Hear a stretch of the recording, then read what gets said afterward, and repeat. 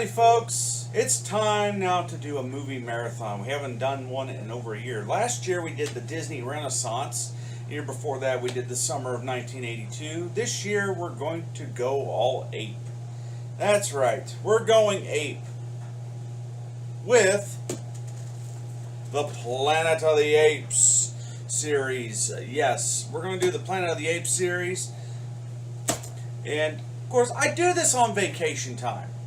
That's the only reason why I do this. So it's going to be broken up into individual films. So I do encourage you to actually watch the films with me. Go watch this introduction, and it'll pause in the middle. That would be the cue for you to go find the movie via Blu-ray, DVD, streaming service, whatever, to actually view the film. And today we're actually going to take a look at the original Planet of the Apes film from, I believe, 1968. Yeah, 1968, starring Charlton Heston, Roddy McDowall, Kim Hunter, Maurice Evans, and we're going to enter into a world that is completely flipped upside down. Yeah, it's quite an interesting movie that very political movie of its time, and of course this was 1968. What was going on? Well, the Civil Rights Civil Rights was going on at the time in the United States. Also, there's a little bit of McCarthyism and communism and the Cold War and all that jazz going on in this movie. So, without further ado, get your snacks, get your drinks, whatever you prefer to get you into the movie watching mood. Let's watch Planet of the Apes from 1968. One more thing. This film is rated G by the MPAA.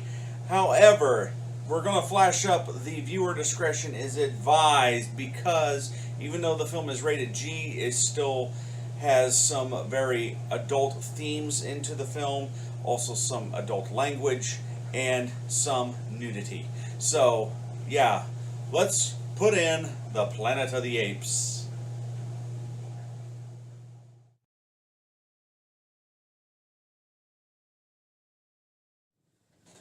So Charlton Heston never left the planet in the original 1968 Planet of the Apes, released by 20th Century Fox. Quite an interesting film, if you know what I mean. It's this was a film that changed the face of science fiction forever. Of course, there's a lot of elements in there about that's about communism,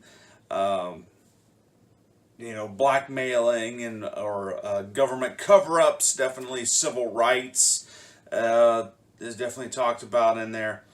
It's quite an interesting film. Definitely, this is what got Charlton Heston into his sci-fi motif. He would later go on to appear in the first sequel of the Planet of the Apes, which we'll watch the next time. And he also did movies like Soylent Green, The Omega Man, and so on and so forth. Now, what do I think about the Planet of the Apes? I think the Planet of the Apes, the original film, it does have some moments where it drags a little bit, and particularly in the beginning, because there's a lot of politics and a lot of discussion. It's not really the action doesn't really pick up until about midway through. And one of the most interesting things about the film is Charlton Heston's character, is because he is kind of the fish out of water in this film. And because if you listen to him, what he speaks in the film at the beginning of the film, he is such a jerk in the film. He hates people. He literally hates people. And if you listen to some of the things he talks about, and he's like, he doesn't care if the human race gets wiped out at first. But then he's entered into this upside down world where the apes are the primary species and the humans are more like cattle basically, and um, it rocks his world, and he becomes authoritarian. It's it's a really interesting film. Um, the build up to the film. The part in the film where he, of course, his throat is shot and by the gorillas during that big chase sequence. He's silent for a good portion of the film, and then eventually he comes back into speak. And when it comes to that part, you're asking, come on, speak. You're really wanting him to speak up, because he's being terrorized by all the apes, because to them he's a freak. And when he says that famous line, "Take your stinking paws off me, you damn dirty ape," that's really something that just breaks loose. Like, finally he speaks, and then goes on. He's trying to prove that that man existed before the apes. But then the big shock is at the end is that the whole entire time you think you're on a different planet, when the truth is he never left planet Earth. He did leave the planet, but then he came back. He came back centuries later to a society that is completely primitive and upside down. And he's trying to prove that he's the man was first, and man will always be the proud species. But I always loved this film. I love this whole film series. I'll get into there. I do have some of my least favorites and some of my stronger favorites. Definitely the original Planet of the Apes ranks up there. It's quite high. Of course, the film was also made on a $5 million budget.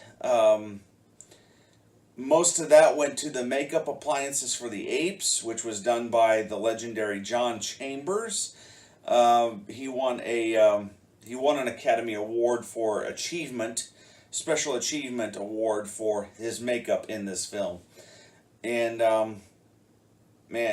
for the time being, it was really well done. And also, I would encourage anybody to get the Blu-ray set, and particularly one that has the behind-the-scenes making of documentary of the entire Apes saga, because it talks about what sold 20th Century Fox into making the film was the makeups.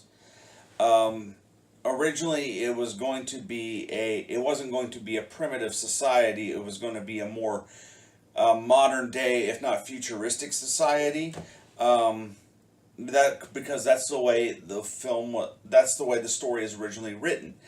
The story comes from a French novel by the author Pierre Boulle, and the original French title is called La Planète des Singes. And when you translate that to English, it's the Monkey Planet. And they thought it would sound, 20th Century Fox thought it would sound more interesting if you call it Planet of the Apes. And the reason why they decided to go for a more primitive setting is because, well, Fox was kind of going broke at the time, and they were cutting corners whatever they could to